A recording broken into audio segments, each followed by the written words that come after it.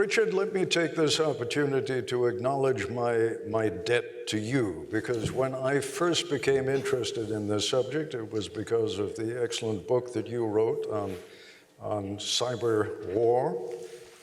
How many years ago now? It's about 8 or 9? 7. And also, I should point out that Richard was very, very generous to me in providing time at the earliest stage of my innocence on this subject. So I'm grateful to you, but pick up on the notion of the danger, the likelihood that the kind of attack that we've been alluding to this morning, that it could happen. And put it in the context right now, because I'm going to ask each of you to make an opening comment or two on that subject. Put it in the context of what you do these days. Well, Ted, I advise companies on cyber risk management. And they always ask that question. What is the likelihood that my company is going to be attacked? And I refuse to answer that question. As a risk manager, my view is you can only predict likelihood if you have actuarial data. And with cyber attacks, we don't have good actuarial data. And with major cyber attacks, such as one against the power grid, which has never happened in the way that we're talking about today, I don't think you can answer the question with a percentage or even a qualitative statement about likelihood. What I say to my consulting clients now about their cybersecurity is, instead of asking me the likelihood that you're going to be attacked, ask me if you can be. Is there anything that is preventing the attack? Is there any software, is there anything about the architecture of your network that would prevent this worst case kind of attack? And that, I think, is the question we need to ask today about the power grid. Is there anything that would actually prevent this kind of attack? Is this kind of attack physically possible? 20 years ago, the President of the United States got a report from a presidential commission.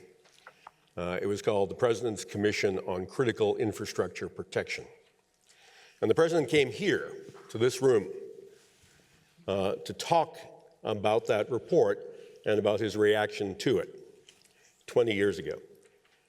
The report then warned him that it was physically possible to get into the control system of an electric grid. And not simply, as happened in Ukraine in December 2015, not simply to shut off the grid, but to actually cause the grid to act in ways that physical objects were destroyed. So a cyber attack, people think about cyber attacks as being something that happens in the ether, ones and zeros fighting each other, like in the Matrix or something. The thing about cyber war is that it can use computer network directions, software, to cause physical objects in the real world to malfunction, and to malfunction in a way that they destroy themselves. We know that happened in Iran with the centrifuges in what is now known as the Stuxnet attack.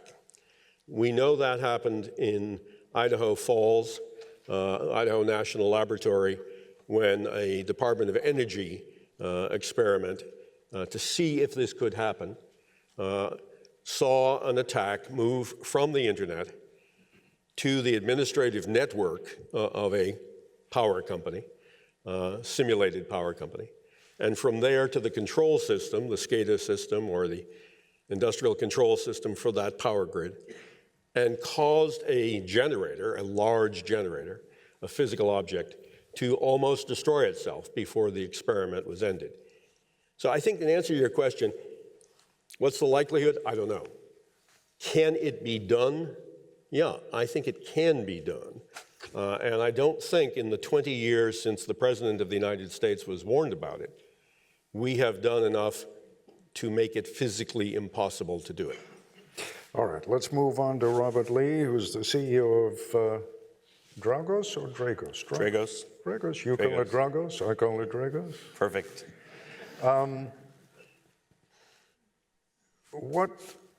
What Dick was just talking about, the references he made are almost in some respects prehistoric.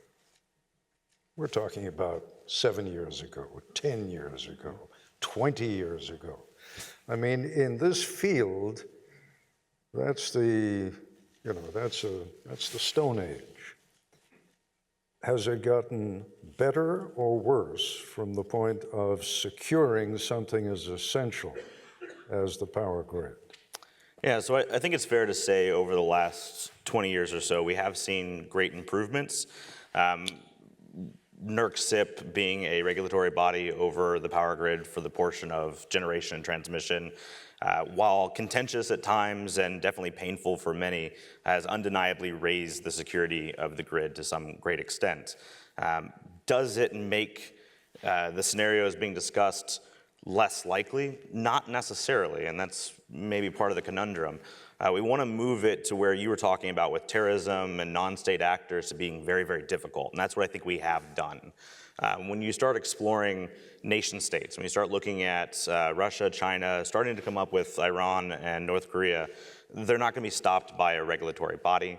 They're not going to be hindered by a box on the network doing security. The real answer is going to have to be private sector partnering with the government and public sector and making sure that we have a lot of very intelligent people who can tackle this issue. And we actually haven't seen that portion of it get that much better. Because? Well, there is a barrier to entry for developing the skill sets in industrial control systems, and specifically the security, that doesn't necessarily exist throughout the rest of information technology. If you wanted to grow up doing hacking and playing around with systems, it's very trivial to gather a Microsoft Windows system, maybe some applications around it. It's a much more difficult thing to build a substation and start learning around the security and experiences there. So I think there's natural barrier to entry, but I also tend to see a bubble form. There's a bit of a DC bubble at times around how to protect the grid that doesn't necessarily equate and take into consideration what the private industry is actually doing. I think this was very tangibly seen last night with Secretary Gates, who I admire greatly, but didn't know that we had GridX already going on in the community. GridX is a fantastic example of the private sector doing security for the grid. So in short, I would say the problem is not necessarily as bad as folks make it out to be, but it is considerable so that we have to consider it in the sense that it is life-changing. All right, Liam Omerku, Director, Security, Technology and Response, Stuxnet Expertise Group at Symantec. Again, put it in the context of what you do, and let's address the overall issue of possibility, likelihood, the extent to which we are within reach of actually being able to provide an impenetrable defense against cyber attack. Are we there? Can we ever be there?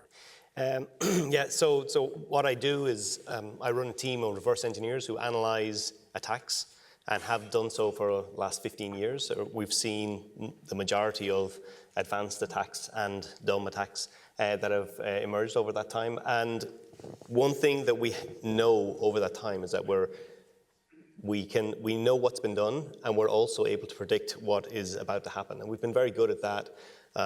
Even though we see what's going on now, we know where the attackers are moving. We can see very clearly the next step, is there.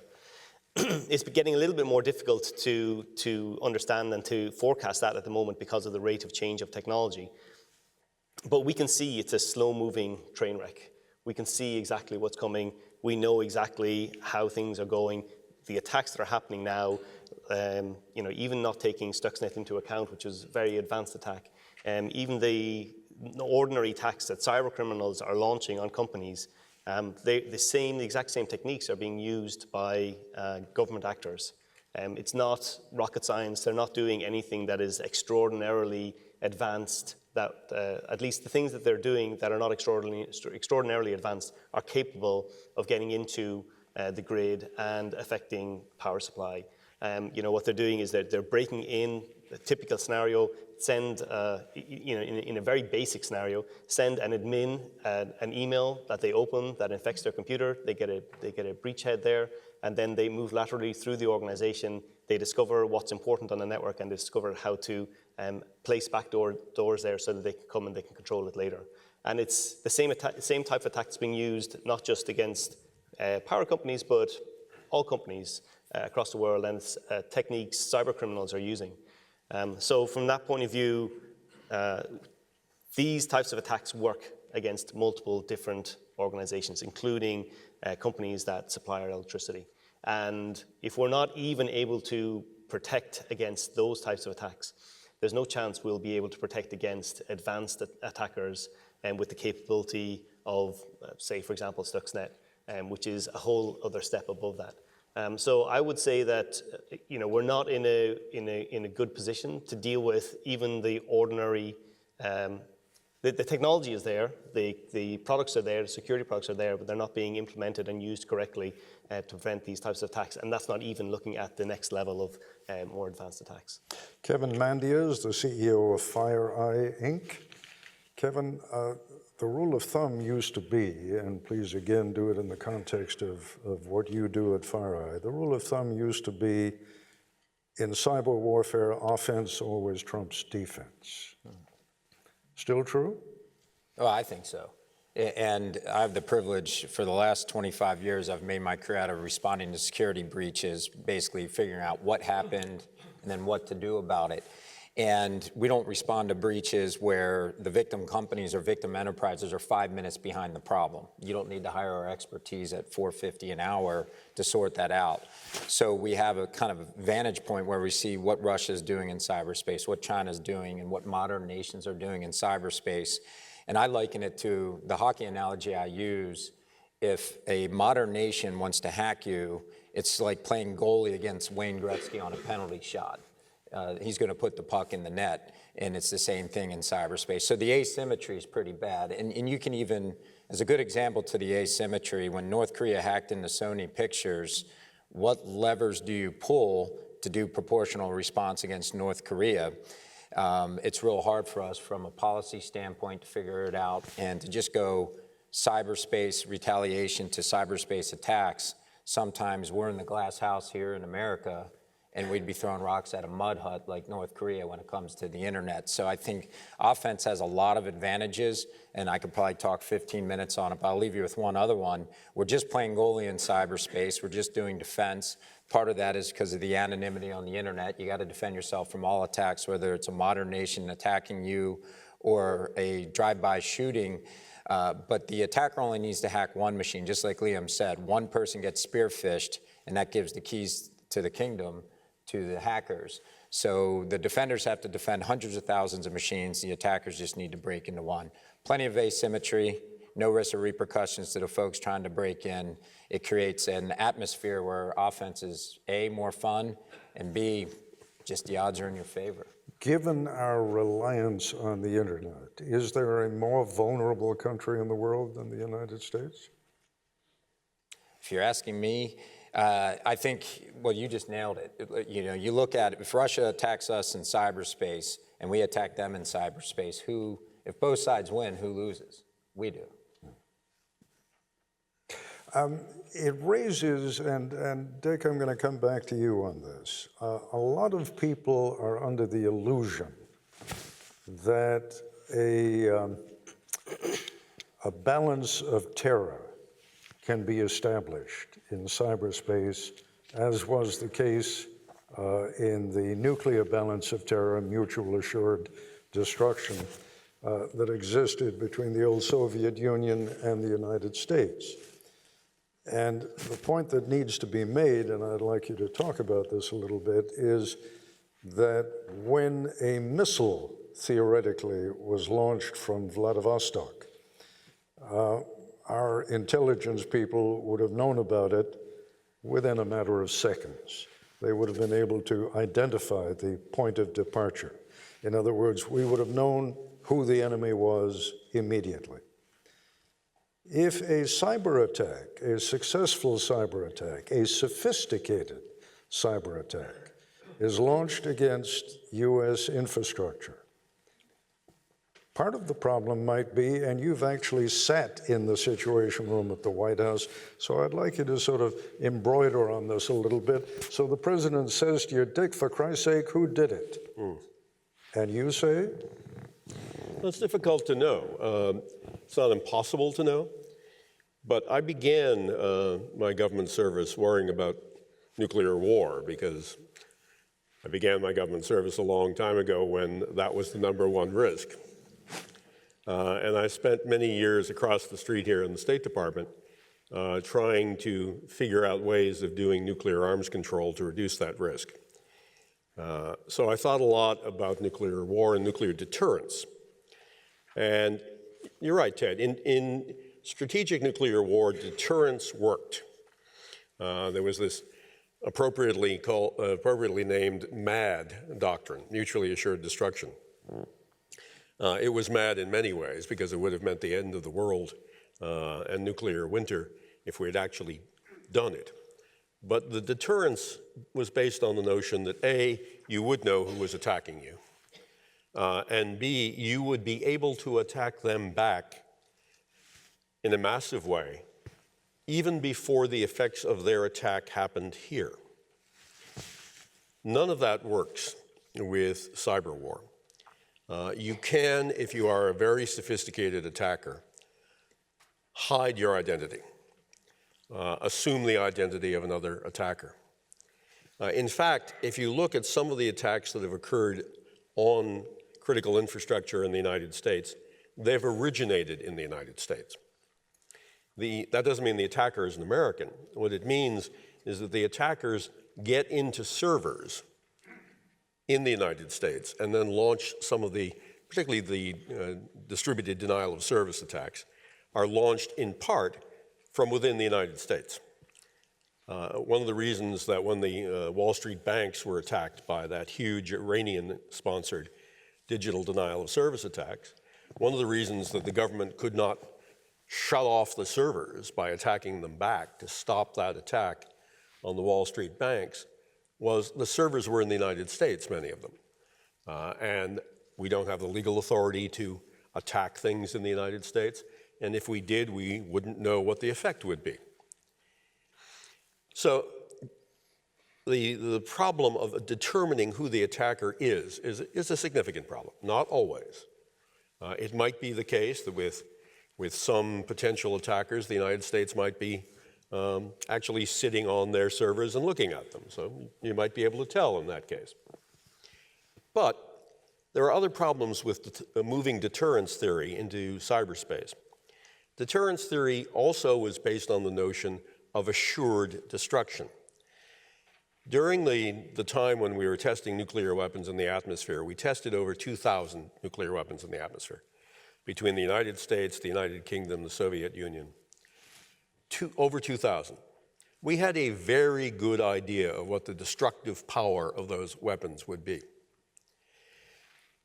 We had a belief that with certain weapon systems, like the Minuteman missile, that we had a 95 or higher % probability that if it were launched, the warhead would get to where it was targeted and would explode. That's very high confidence. And we had very high confidence we knew what the effect would be of that destruction. And the potential enemy, in that case the Soviet Union, also knew with high confidence what the effect of that destruction would be. If the President of the United States calls up Cyber Command today and says, launch a cyber attack against Iceland, for example, we don't really know what the effect would be because we've never done it. No one has ever done it. And so deterrence theory kind of breaks down if you're talking about a cyber attack, deterring a cyber attack, we really can't say what our weapons are. We don't tell other people what our weapons are. In the nuclear era, we said we have these many missiles. We have these many warheads. We wanted the other side to know. In cyber war, you don't know what the strength of the enemy is, you don't know what the effect of an attack would be, and you might not be able to do attribution. Let me just say at this point, it's no longer necessary for anybody to wait to be recognized or for a question to be asked. I'm hoping we can get more of a dialogue going here, and please feel free to respond to what Dick has just said. I do have a question actually for Dick. Last year, I think it was last year, Obama met with the Chinese premier and discussed cyber attacks. And there had been we'd seen a lot of Chinese cyber attacks on the US, for example, the OPM breach, where we had 40 million records stolen. And there appeared after that to be a cessation of attacks from China on the US, at least. There's the appearance of that, at least. At least they got quieter. Yeah, exactly. Maybe they're just more stealthy now. But do you think that is a deterrence? And will that only work in a scenario where we have a dialogue and we can actually negotiate with the other side? I think you can achieve deterrence by saying things like, if we determine who is attacking us, we can attack in response in a conventional way. And actually, we have that policy. We've articulated, the US government has articulated that policy, that if there is an attack on the United States that has a significant effect, we feel free to attack that nation using conventional weapons. Because, as you said, in the case of North Korea, there's nothing to attack. Now, I remember when we invaded Afghanistan, asking folks in the Pentagon, could you develop a cyber attack as part of the invasion of Afghanistan? And they laughed at me. They said, there's nothing to attack. And there's no cyberspace in Afghanistan. So we reserve the right, if we're attacked in a cyber war way, to do a response that's not a cyber attack, or doesn't just include cyber. Let me raise a question to the panel, though, and any one of you respond. Dick, you made it sound as though within a relatively reasonable period of time, you're always going to be able to establish who initiated the attack. I'd like to get the panel's reaction to that. If I left that impression, I didn't mean to. Okay. I think because that makes a huge difference. Whether you're going to launch a kinetic response, conventional response, nuclear response, cyber response, you got to know who did it. I think if a nation state really wants to do misattribution, in other words, to lead us in the wrong direction, if that's their goal, I think they can do that. Okay, let me get the rest of the panel. Kevin? Yeah, I spent 20 years, I've done my 10,000 hours on the front lines doing forensics, responding to both the Russian capability and the Chinese capability. And what I've observed is, whether written or unwritten, there's always been rules of engagement. They are changing right now, particularly between us and Russia. I saw them change since 2014. But right now, I think every modern nation could absolutely masquerade as somebody else. Right now, they're choosing not to, which is a good thing for status quo. Can you briefly describe what the rules of engagement were and how they've changed? Yeah, I think, so my experience, first when I was in the Air Force, if we were, here's 4 changes the Russians did, and then I'll get to China. But Russia changed 4 things in 2014, almost overnight. Whatever was going on geopolitically in August or September of 2014, here's what I saw. First, I saw that we were responding to a breach. We would attribute it to the Russian government, and it didn't go away. Traditionally, throughout my career, if we kind of observed and oriented on Russian cyber activities, they would cease those activities. And they can always tell when we know. They see us upload software. They see us responding to their offensive movements, and they just evaporate. They stopped evaporating in, I would say, September of 2014. We responded to a government agency that was breached. Every day the Russians just came back in, didn't matter to them. Second, their counter-forensics got sloppy for the first time in my career, and I just, winging the theory, I felt they were operating at a scale and scope where they didn't have the human discipline anymore to start doing, and it was human discipline, by the way, that did their counter-forensics. They'd delete log files, they'd edit things. They stopped doing that. Third, I saw their targeting change, and I saw them hack 2 universities here in Virginia where we would attribute the intrusion to the Russian government. And they did what China always does, but I'd never seen the Russians do it. They stole the email of very vocal anti-Putin professors in September of 2014 at 2 different universities. And that just surprised me to see that level of capability. You know, the top 1% of the hackers of the world stealing someone's email because they're anti-Putin. And then the fourth thing we saw them do, which kind of emerged in 2016 here, but 2014 overseas, hacks that we saw information stolen by the Russian government. The information stolen started appearing on WikiLeaks or DC Leaks or other public sites. That happened in Estonia and Ukraine in the past, and then all of a sudden, you know, we witnessed that here in 2016. So those are the 4 changes. In regards to China, they just abated dramatically. We had really observed and oriented on what China's cyber espionage campaigns were against the United States, and my company saw over 80 attacks a month sometime between 2010 all the way up to August of 2015. 1 month before Xi Jinping comes and the heads of state meet, we see over 80 attacks a month go down to between 4 and 5, and it never went back up. So clearly there was centralized control of those efforts. I would add to that as well that it's not just, you know, as you're pointing out, Russia is a good example, but we've seen just an explosion of operations from countries in general. So we're currently tracking 100 operations that we know to be government-backed all over the world, running for several years. Ongoing campaigns, and you know, like Kevin was saying, they don't appear to be scared. They don't appear to want to disappear when they're discovered. At first, that was the case, but now even, you know, we release reports on groups that are active. They could be from anywhere. They just continue on. They might change a little bit to avoid detection, but they don't disappear. They just continue on. Can you give us a little bit of a sense of the menu of attacks? I mean, we are talking about a wide variety of attacks here. There is an enormous difference between taking down a power grid and checking up on a couple of anti-Putin professors at a Virginia university. Give me a sense of what the vast majority of what we're seeing will be classified as espionage. Getting into networks, stealing information, stealing intellectual property, stealing emails, setting up backdoors, staging, reconnaissance. Financial, yes, stealing financial information, not just from cyber criminals. We see cyber criminals doing that all the time, but we'll see advanced attackers and government-backed attackers doing that as well. One area that is interesting that to note is a crossover between cyber criminals and government actors, in that we see cyber criminals, they will infect hundreds of thousands of computers, they'll set up a botnet, they'll infect hundreds of thousands of computers, and they're able to control them all to do whatever it is that they want, send spam, you know, steal credit card numbers, whatever it is.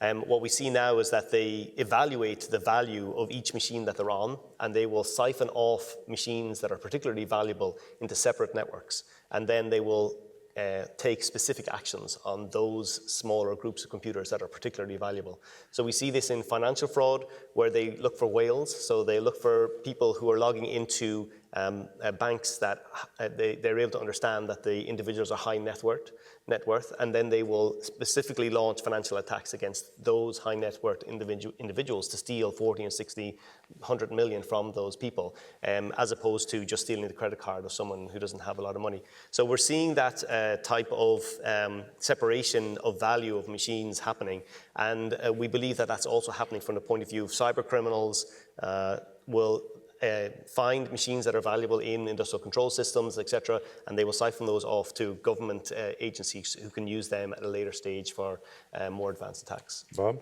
Sure. So I want to guide it back to the grid a bit on the difference in the things that have just been said, and maybe be a little bit contrarian.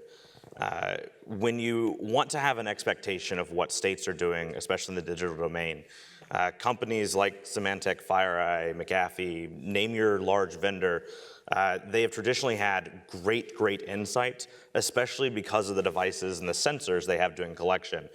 Kevin's Mandia actually made sort of specialized incident response very mainstream in the community in a really good way for the community, because some of the best threat intelligence we have is driven from incident response.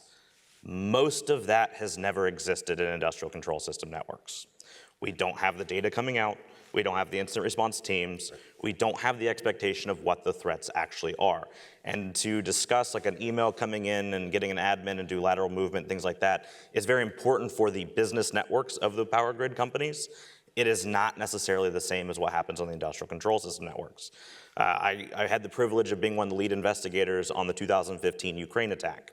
The adversaries, when they got in, it was exactly as Liam discussed. Email, drop malware, lateral movement. All of that happened in a couple of days in the business networks. When it came time for the control system networks, the adversaries spent almost 6 months in the environment just trying to learn the weird systems that were in that station.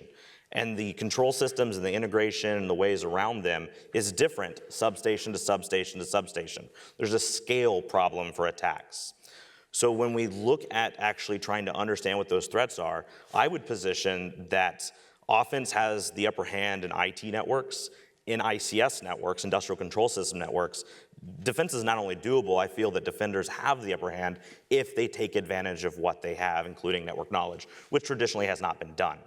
So you get to experience and know your environment much better than any adversary can because they don't get to test your specific configuration around the world. And Bob, let me interrupt for a moment, particularly with regard to the electric power industry.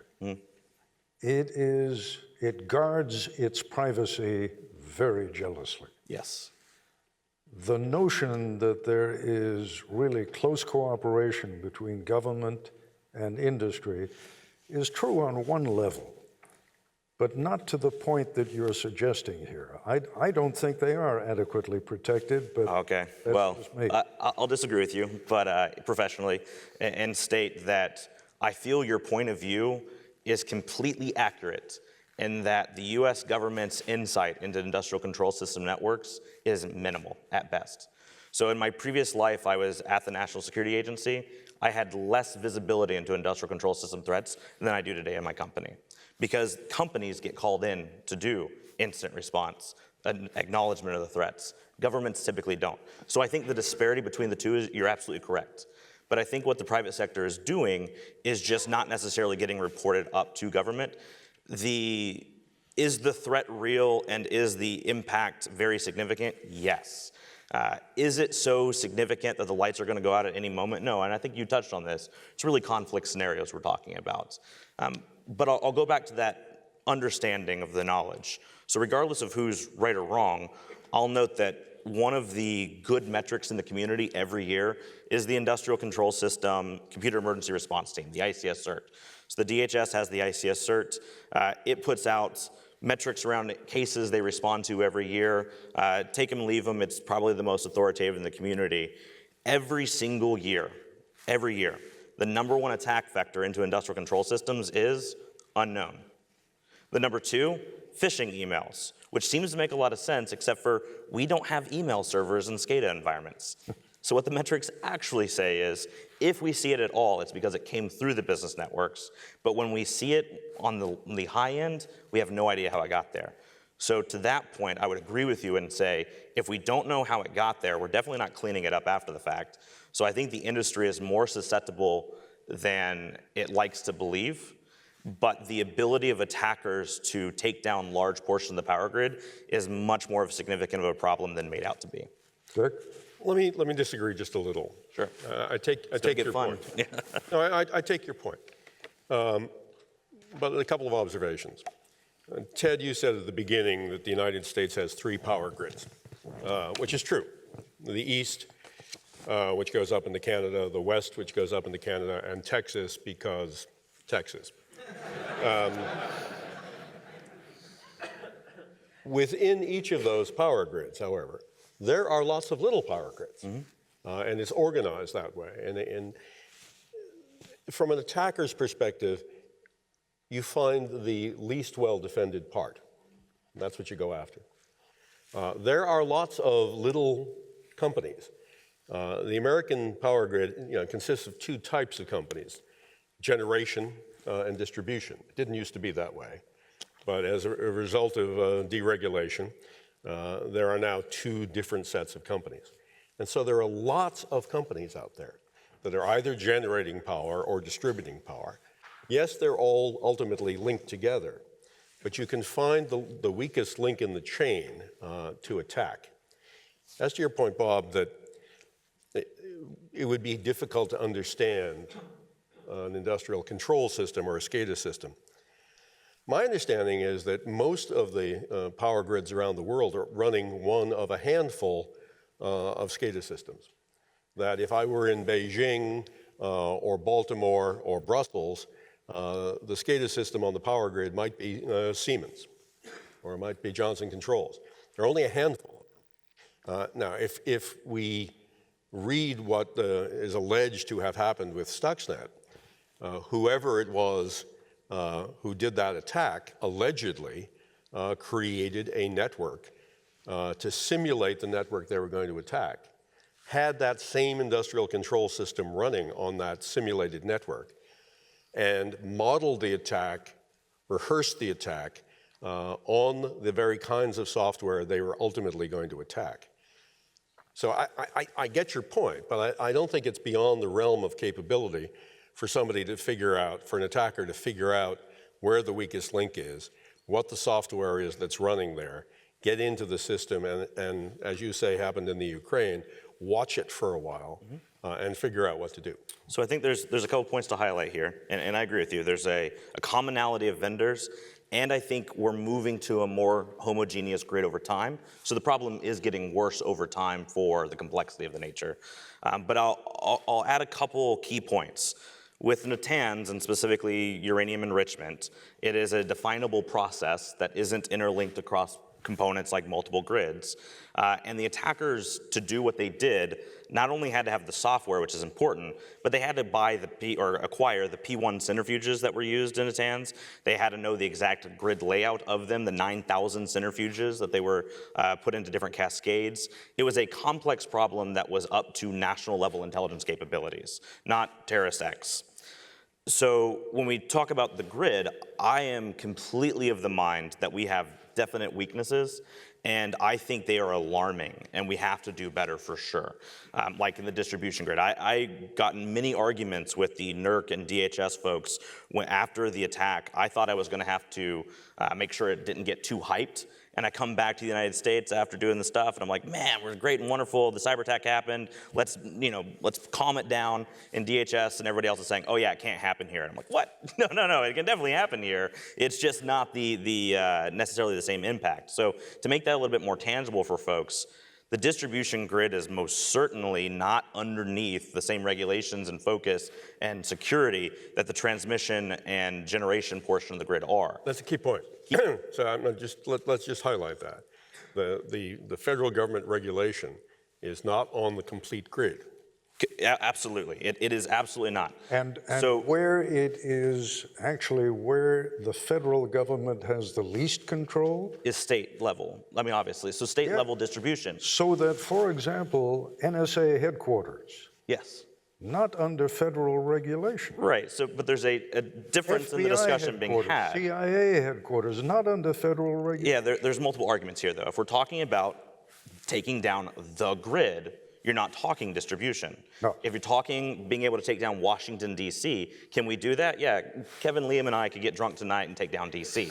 That's not the problem. The problem is no beers for us tonight. The problem Bob, is the only question is, can you do it sober? Yeah, sober maybe a little bit more difficult. There's a Baum's curve, right? The difficulty is, can we do it at scale for a considerable amount of time? So to be fair to the argument, the narrative is 365 days, the power grid. How doable is that? Very difficult. Very difficult. How hard is it to take down DC? Not as difficult, for sure. Well, you're talking about the difference between shutting off the lights and blowing up the equipment. It is exactly that difference. Two different things. Yep. And it's not really about the software. Even though there might be Siemens equipment, the physical engineering is different at each site. Let me ask you a question about the Ukraine, if I may. Yeah. I've been told that the attackers who did the Ukraine, who simply shut off the lights, were in position to have destroyed the equipment. No.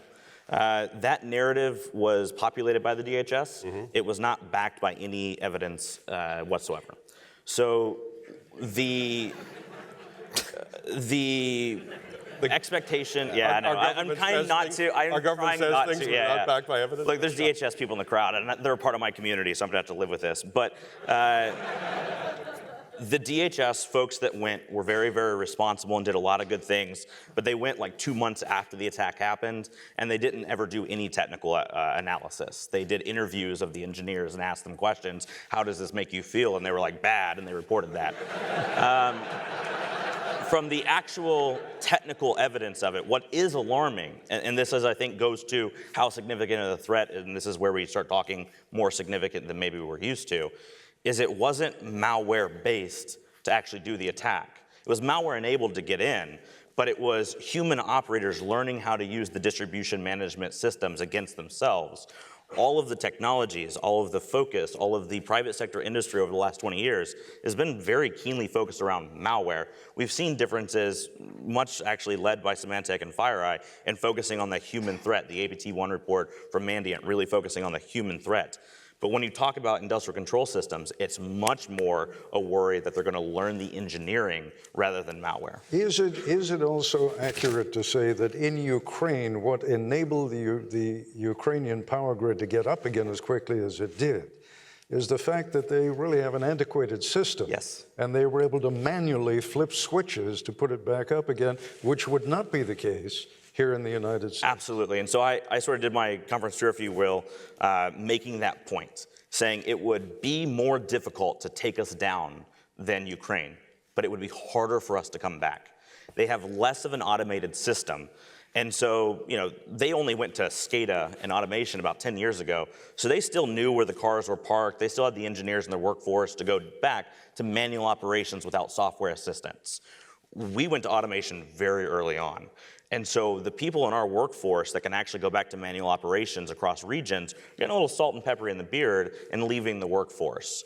So I do think we have an issue around recovery and response and contingency plans. And really, we devise scenarios about there's a cyber attack, and then the adversary leaves and we respond.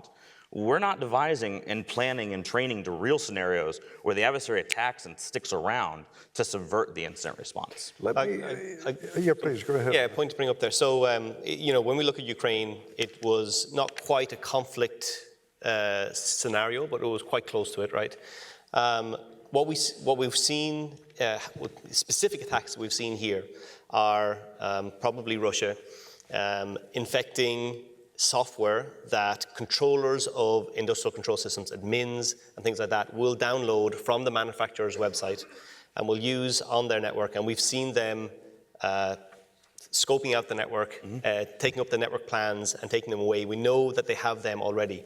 So in a conflict scenario, are you saying that you don't think they can come back in and they can disable the grid in the way they did in Ukraine? Or that's not your argument? No, I think they can. So can Russia, China, Iran, North Korea, and a couple other major players that don't get mentioned disrupt major portions of the power grid in a conflict scenario? Yes. Can it be done as trivially as made it out to be in Hollywood? No.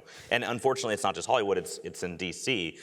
You see congressmen asking Clapper during the congressional hearings around the DNC, how easy is it for to take down the power grid? And they're scared that it's going to happen overnight. That fear, whether it's rational or not, drives policy and makes decisions for our national security scene. So to your point, I would say that adversaries who spend the time to map out the environment, learn the environment, understand engineering drawings, and that it's not just a Siemens system, but it's a Siemens system operating a valve specific to a petrochemical environment or so forth. There are folks that can do that, but that's also where we get good visibility, if done correctly, to see that. To really take down a large portion of the grid, you're talking months, if not years of planning, and that does give us an opportunity to identify and remediate that before it occurs. But we are seeing that planning right now. We've already seen this. Yep. So we already know there are actors who are in a position to be able to come back in and take control, and they know how the network is operated, and they know what equipment is on it, and they know what instructions to send. So, it may only happen in the conflict scenario, and in a conflict scenario, you've got a lot more to worry about than just hackers in your system. But that is a real possibility. Oh, absolutely. And I mean, I run a company focused on industrial security technology and services. I'm not up here saying like, there's no cybersecurity problem, or I'd be focused on something else. There definitely is a cybersecurity challenge, and there definitely is a real threat. But I think there's a nuance to the narrative that is worth discussing, especially with esteemed colleagues, to say, how do we make sure that the terrorist organization can't get to that position? If a major vendor starts implementing all the control systems the same way, now it's a big possibility. So should there be a Or has a hard-coded password. So how could we have government get in and influence the industry in a way that protects national security without necessarily reducing the livelihood of the industry? Let me offer just a small palate cleanser here to indicate what can be done and how the psychology of cyber warfare is something that we have not yet begun to discuss, and I think we need to get into. Right about the time, and I only have this from one source, and I will even tell you the source since you gave it to me on the record, and that was George Cotter, who, as several of you here know, was the chief scientist at the NSA for many years. Very, very smart guy. At about the time that President Obama drew the red line in Syria and warned the Syrians against using chemical weapons,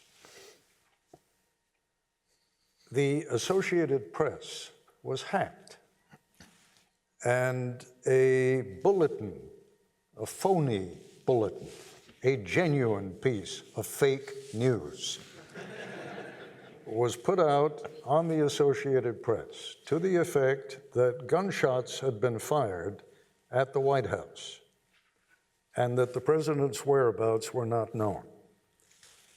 Within 3 minutes, the Dow Jones Industrial Average dropped 400 points.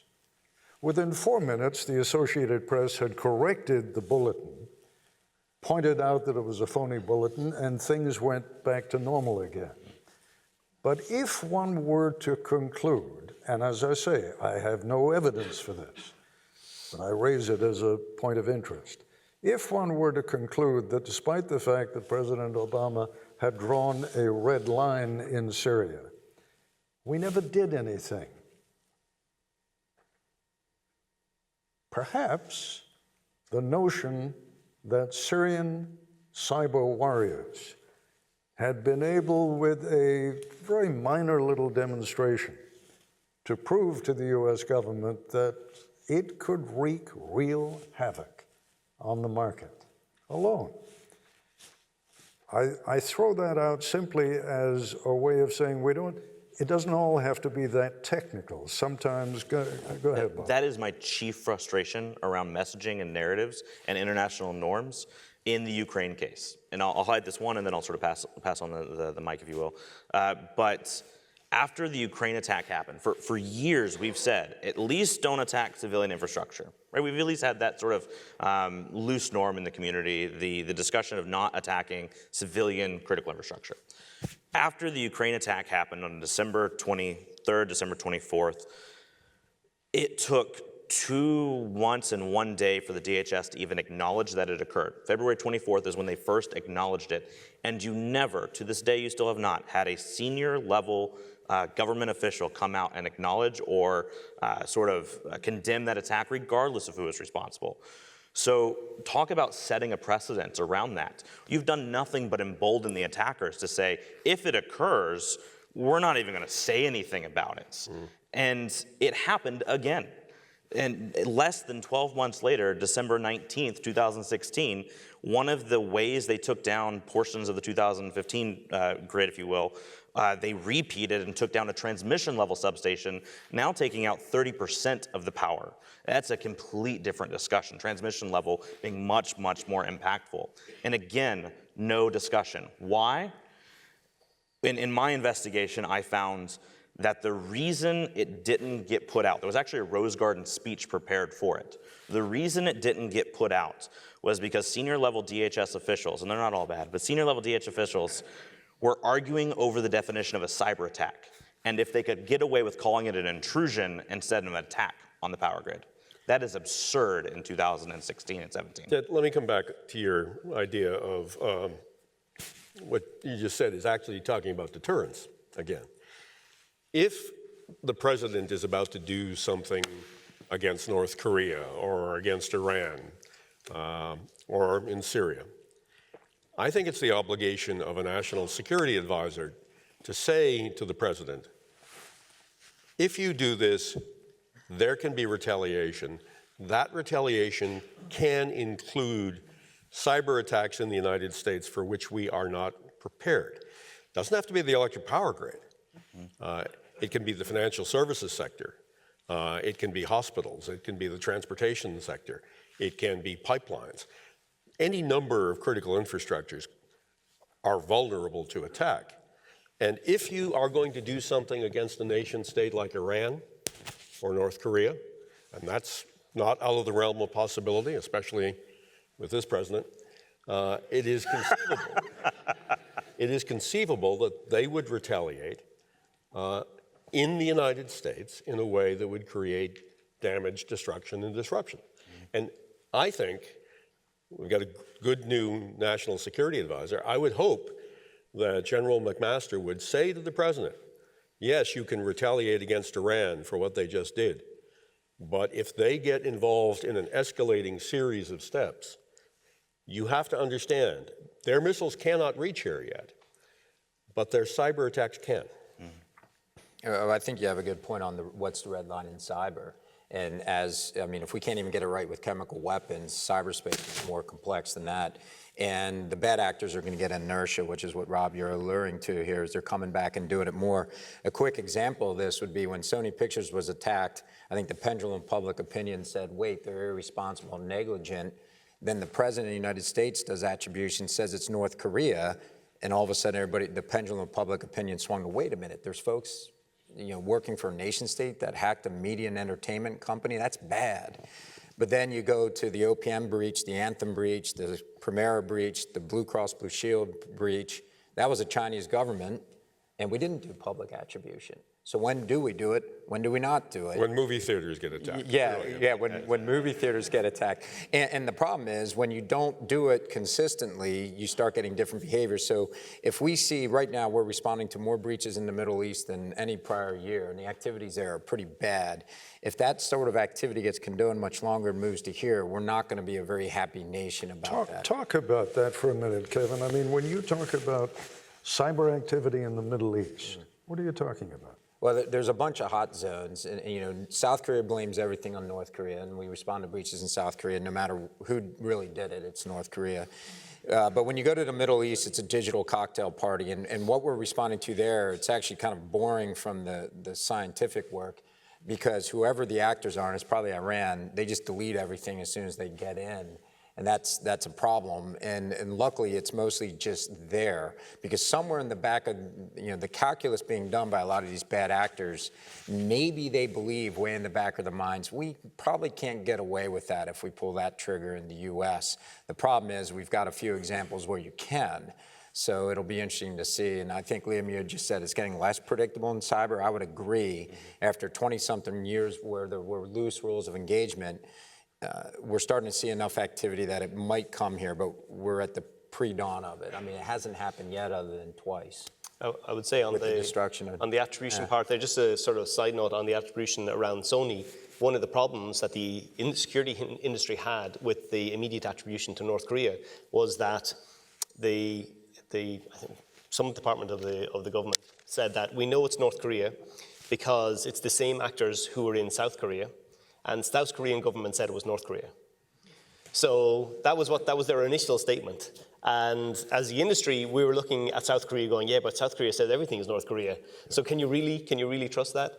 So there was a bit of a bit of a brouhaha about that, about whether you could trust what was coming out from the US government. In the end, I do believe it was North Korea. But it goes back to the point where you're saying if you're not being consistent with your information, and you're not calling out the right things all the time and doing attribution all the time, then it does lead to a confusing situation. But Liam, you know that. Let's Let me just pick on that quickly. Yeah, go ahead. When the U.S. government says it was X country, people ask, what's your proof? You know the U.S. government is not always giving its best proof. Yes, I totally understand that, yeah. But let's just nibble on that bone a little bit longer. Sony Pictures put out this crappy comedy in which the North Korean dictator, Kim Jong-un, was to be the target of a wacko assassination plot. Any 15-year-old would have concluded on day one, when Sony Pictures was hacked, that the North Koreans did it. They were pissed. Everybody knew they were, right? And yet, how long did it take? Liam? Yeah, well, I mean, the real confusion there was that we hadn't seen an attack like that before.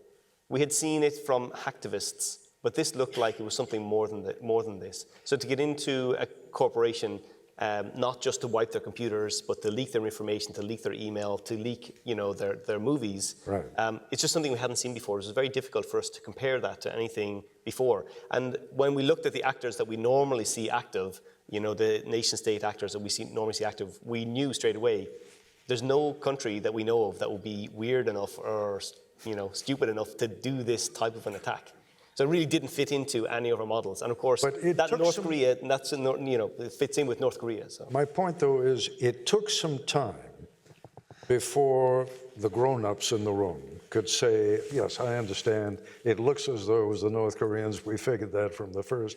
How long did it actually take before there was adequate evidence that the FBI could say with certainty, or DHS with certainty, it was the North Koreans? I don't think any adequate evidence was released. Essentially, the government was saying, trust us. We know, trust us, this was North Korea. And that was an issue for the industry, to be able to just trust a government like that and just say, we can't tell you what's going on here, don't look behind the curtain, but just trust us, this is North Korea. Which, there's obviously political agendas going on there, so you have to decide, is this political or is this the actual facts? And after some time, a short amount of time, we understood that the NSA had visibility into the network that private industry didn't have. And based off of that, there was trust that the information being given by the government was correct. But it took a while for the information to come out that this is only the NSA is saying this, not the White House, not the FBI. They don't have visibility into this. The visibility is coming from the NSA because they have visibility into that network. And when that was made clear, there was more acceptance of the fact that, okay, we can trust this information. All right, now let's talk a little bit about the psychological, political impact of that. Because, as you'll recall, the president came out, President Obama came out at a White House, I forget whether it was a press conference or just a statement that he made, in which he spoke about the inappropriateness of this attack and that there would be consequences. Now, obviously, some consequences are going to be visible, other consequences are not going to be visible. But the lasting impression I got from the Sony Pictures hacking event was that the North Koreans made their point. I'm not at all sure we made ours. I'm not at all sure that whatever it was that we did to North Korea would have convinced other countries around the world screwing around with cyber attacks against the United States is a risky business. You don't want to do it. Kevin? I think we made our point. I rented the movie 15 times, so it got better each time. No, one quick thing. I think on attribution, I think they knew very quickly, by the way. And part of the complications with attribution is I do believe with the level of exactitude you need, sovereign nations need to do it, especially if you consider a proportional response. That's something the private sector will never or shouldn't have the same visibility to get attribution right. But the government can. And I don't think it was a wag the dog. I think when the president gives attribution, he's doing it with the right facts and the right bases to do it. And the other thing that complicated that is Sony it's owned by the Japanese.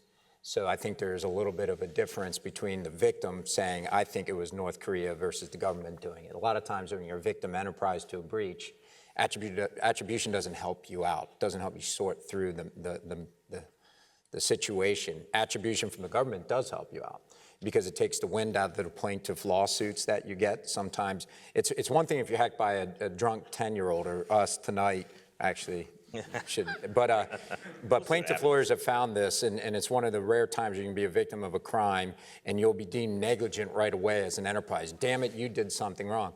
And if you're hacked by a 15-year-old kid, I think most enterprises will say, all right, we'll take our licks and we'll deal with that. But if you're hacked by a nation state like Anthem was, it's very helpful to have the government at least categorically say it was a nation state attack. But my point, Kevin, is what in point of fact do you think the Chinese concluded, the Syrians concluded, the Iranians concluded, the Russians concluded from the sort of milquetoast response? Well, North Korea was already under every imaginable economic sanction. And there's not a whole lot. There's not a whole lot you can do, right? Well, so the Chinese are not under economic sanctions from the United States. The Russians are, but there are more economic sanctions that we could impose. The question is, if the attacker has nothing to lose, then deterrence evaporates. If the attacker is a non-nation state, to get back to your opening remarks about terrorism, they have less to lose, and so deterrence gets less. I think we've seen, I'd like to ask colleagues here on the panel if they agree, I think we've seen over time a movement from one nation state who could do sophisticated attacks pretty quickly to two nation states by the mid-1990s, to maybe 20 nation states that can do sophisticated attacks, to now a large number of non-state actors that can make trouble. And part of the reason for that, particularly in places like Russia and China, is that the people who work for the government 9 to 5 go home and work for somebody else at night. And so the attack techniques that nation states alone knew in the past, that knowledge keeps dripping out. And so with the passage of time, the sophistication, I think, of non-state actors increases. I'd just like to see if everybody... Yeah, I would say that it definitely does, and it goes to private companies, like we've seen with Hacking Team and others, where there might be cooperation even at some point that makes attribution a little bit more muddy. You know, in the Ukraine case, there was this discussion that the team was the sandworm team. In my analysis, and so very much an opinion, one of my colleagues likes to say that belief is held for religions. So I'll say in my analysis, I viewed that there might actually have been multiple teams that were operating there. Somebody that kicked down the doors, got into the business networks, and then a other team that came in and did the actual attack after them. But they were most certainly working together. And from the patterns we've seen of that initial access team, it appears they might even be a private sector company operating out of Russia, which introduces a much different dialogue of, when we talk about attribution, what is that sliding scale of attribution? Do we talk about, hey, you have unpoliced borders where you have companies operating doing these type of attacks? Or is it at the request of the government? Or is it in cooperation with the government? Or is it government people in their spare time? Government people in their spare time. I like to believe... Or simply the tolerance of the government. A tolerance. And I'm obviously very biased about this, but in my experience, the NSA and CIA professionals most certainly never moonlighted. They never would go out afterwards because of the professional ethos and sort of strict rules around it. And their polygraph. And the polygraph. That is not true of our Chinese and Russian colleagues. So I would absolutely agree. Let me raise a fresh question. We've sort of nibbled around the edges a little bit. What is the responsibility of the federal government to protect private industry? So the federal government hasn't answered that question. The federal government has not answered that question. Mm-hmm. Let's go back to the thing I alluded to a few minutes ago, which was the Iranian attack on the American banks. Digital denial of service attack, a flooding attack. We thought we knew how to deal with that. Then suddenly one day there was a digital denial of service attack of a magnitude that we had never seen before, and it was going after the leading banks in the United States. Those banks know the White House phone number. It's 202-456-1414. The CEOs were calling the White House saying, we pay a lot of money in taxes, and we expect to be defended against a foreign nation state. And it looks like we're being attacked by a foreign nation state. You got to do something about it. They didn't. Now, we can quibble about how much they did and how much when they did it, but the bottom line is the US government said, you're on your own. You have to defend yourself. We have yet to answer the question definitively in any government document or policy statement. What is the US government's role to defend American companies? What companies get defended under what circumstances and what companies don't? And who decides? If you're a defense manufacturer, if you're Boeing or Raytheon or Lockheed, you do get help pretty quickly from the Defense Department. If you are manufacturing widgets somewhere in Ohio, you don't. And is that appropriate public policy? We haven't had that debate. Well, and let me point out, it goes in both directions. Because when you're talking about the electric power grid, you're talking about a collection of 3,200 companies which were deregulated about 20 years ago and do not want to be re-regulated. They are as much an impediment to government protection as they are people who request government protection. In a sense, they wanted both. They want it when they want it, but they don't necessarily want to give up the information for reasons of privacy, for reasons of competitiveness. Talk about that for a moment, because it seems to me that that really makes our infrastructure terribly vulnerable. Well, I'd like to just expound when you asked, what is the government's role? I get to meet over 400 companies a year when they're under duress. They've had a breach. Most of them have to disclose, and we have nice interchanges with their board and CEOs. And so I kind of translated that to what do CEOs want from the government?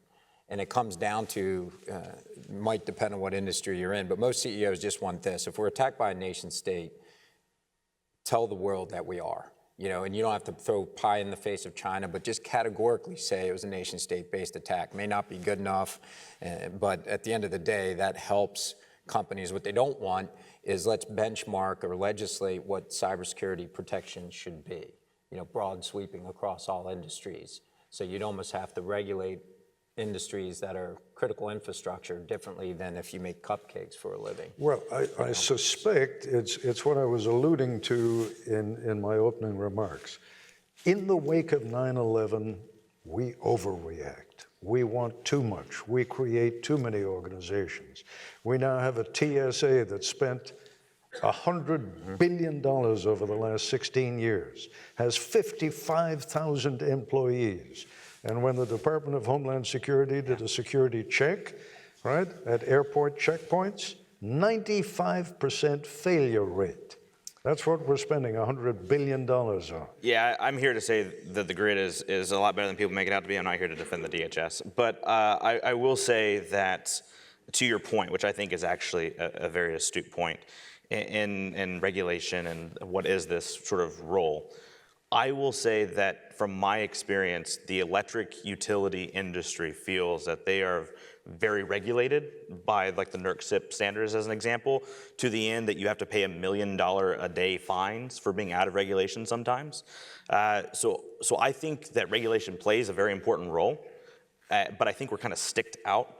And it would be nice to see more carrots in the industry of, you know what, if you invest in the cybersecurity training required to bring your staff up to deal with these kind of incidents, let's give you tax credits or some aspect of encouragement.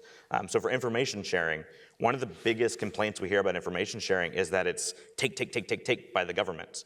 And it's typically not a two-way relationship, as Kevin noted. And sometimes we even see inappropriate leaking of that information. The recent Grizzly Step sort of DHS report with the FBI that said that there was some hacking around the DNC when one electric utility, Burlington Electric in Vermont, ran the technical indicators and found that they might be compromised, and it turns out they weren't.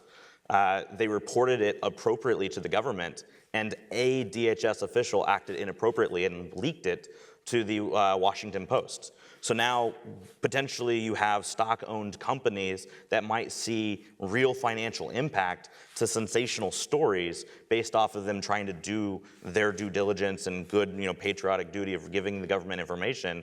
So you have to weigh, what am I getting back? And I actually think Kevin's point is really good in the sense that if the government did nothing more than come back out and say, hey, it's a nation state, they weren't just completely incompetent, that alone might actually help encourage that type of sharing. Let me take a different view on regulation.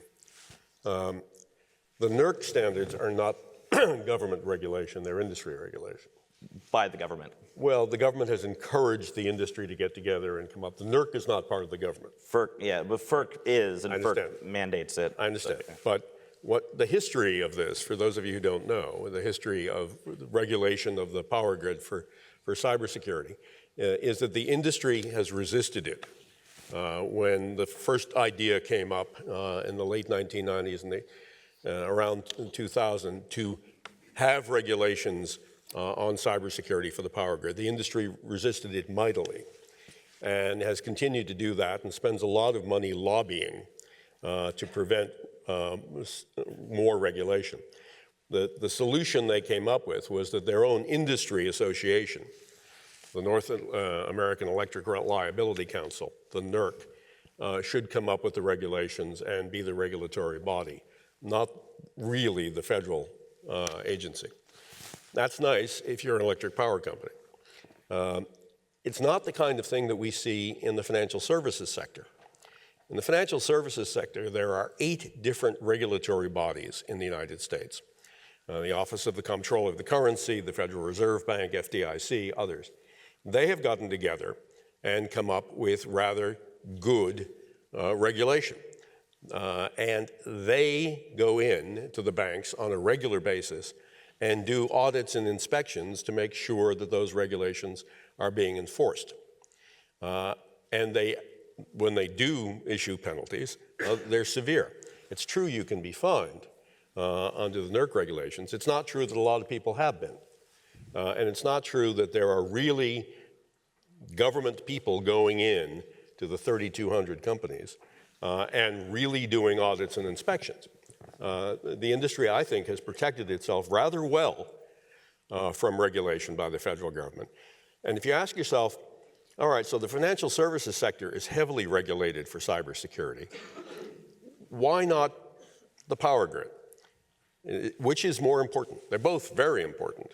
I would argue the power grid's probably more important, but it is not regulated to the degree for cybersecurity that the financial services sector is. I will have to respectfully disagree and state that the electric power industry is heavily regulated under NERC, which may feel like a industry-driven discussion, but when you're writing a $30 million check to the federal government for fines, that doesn't happen very often, and the government does not go in and do audits. It absolutely happens, and the NERC regulations, they have their own auditors under NERC. Their own auditors, nice. Per region. I'd like to have my own auditor, too. Yeah. When there are stringent requirements and there are auditors by a body responsible to the federal government, and they are tasked by the federal government to do this, it is most certainly not the case that they are shortchanging or cutting corners or anything like that. How would you know? Well, by the amount of fines, first of all, the lack of evidence here is most certainly not evidence. And I think the burden of proof sort of discussion of it is the research and the fines and the open source data is available to show the electric industry is heavily fined through various means of the NERC CIP standards. I think we're going off a little bit of a tangent, but I will say to the audience to go do your own research on how much they actually are regulated through NERC CIP. And find out how many times the federal government takes its own experts and goes in and does those audits. But if you've deemed NERC to be it, then they are the federal government's. If I give police authorities to a civilian and the civilian arrests you, but I've done it as the government, you're still under arrest. So I think there's some semantics, but go ahead, Kevin. But one of the things, at the highest level of abstraction here as we go is, I think the biggest bang for the buck for the government is instead of trying to legislate that we need to play goalie better, just empower the agencies that can to make sure we get attribution right so we can have proportional response and deterrence. And that's the one shift that I see the government is, every legislator is like, damn it, cyber sounds important, we're going to fix this. you know what, cancer kills. Why don't you mandate that we cure it within the next year as well? I think there's always going to be cybersecurity breaches. We're all going to catch colds. I don't think we pay enough attention on the government's responsibility when defending the nation to make sure we get attribution right. And the policies we've already shown there's a gray area on this and a slippery slope. As we sit here doing this conference, Iran cyber capabilities getting more operational because they have no idea what our policy is. Kevin, the question becomes, who in the federal government has the initial responsibility of responding to an industry concern? My understanding is it's the Department of Homeland Security, which, forgive me for making a personal observation here, I think is the least effective federal agency in the U.S. government. The NSA, which is the most effective, certainly in this area, does not get the information right away. No, I'm not sure I agree with that, Ted. Which part of it? There's no one on the panel here from DHS, so let me stand up for DHS. Secret Service is DHS. As somebody whose life was protected for a couple of years by the Secret Service, they're pretty damn good. U.S. Coast Guard is DHS. They rescue about 8 lives a day in this country. They're DHS. So there are elements in DHS that you bump into every day, like TSA, that may need a lot of work. But I think if you went out 5 miles from here to Ballston, Virginia, and walked into the National Cyber Center run by DHS, the NCIC, you'd be impressed about their capabilities and their knowledge. Now, Equal to that of the NSA? equal to that of the NSA? Well, let me say, there are NSA employees on the floor of the NCIC in DHS. There's a drop line, there's a video link. They're on the phone to the NSOC out at Fort Meade all the time. Dick, you know that people, senior staffers are dropping out of DHS every 2 years. Mm-hmm. It's very rare that anybody spends more than 2 or 3 years at the DHS. It doesn't pay well. It doesn't have the government doesn't pay well. No, the government doesn't pay well, but NSA has a reputation of being where the action is. So, and where all the cool kids are. Legally, DHS has the responsibility. That doesn't mean that DHS thinks it's doing the job by itself. When they need help from NSA, which they do probably every hour, they pick up the phone and they get it. DHS is the public face, and I will take some blame for this. We thought when we created DHS, and we worried about the cyber role of DHS, we thought that it would be easier for private American companies to deal with a civilian organization like DHS than the mean, scary NSA. And that's why the job was given to DHS. But in point of fact, a lot of it is really done by NSA. All right. My observations, just responding to all these intrusions, and as I sit here, we're responding to 27 different computer security breaches as a company. I'm not aware of any victim company that picks up the phone and calls DHS the minute they've had a breach. But what I have seen is the common thing is the FBI in the football cities, sometimes there'll be a criminal referral made after an organization gets their arms around what happened. So whom do they call? Local FBI contact or local Secret Service contact. But if they call FBI or if they call DHS, it gets to where it needs to the get. same process gets initiated. Yep. No matter who you call, everybody, FBI, DHS, DOD, is brought into the process. All right. I think, Dick, real quick, I think Dick brought up something very important too, that the men and women who are serving in organizations like the NCIC are exceptionally professional and very, very competent. So when I have distaste for certain DHS aspects, it's with bureaucrats and the policies getting in the way. But I didn't think I would be up here defending NERC, so I at least say something kind about DHS and say that the folks there are actually very, very professional. It seems like a natural point to take a little break, and what we are going to do, let me make sure I'm following my instructions here. It says we will now be taking a short break. Refreshments are available outside of the auditorium in the Great Hall. If you look at your watches, please, it's now about 10:15. If you'll please be back and in your seats by 10:45, We will continue the discussion with our panelists, and we're going to go into the subject of what if there were a successful attack, and how prepared is the government to deal with it. So enjoy your coffee.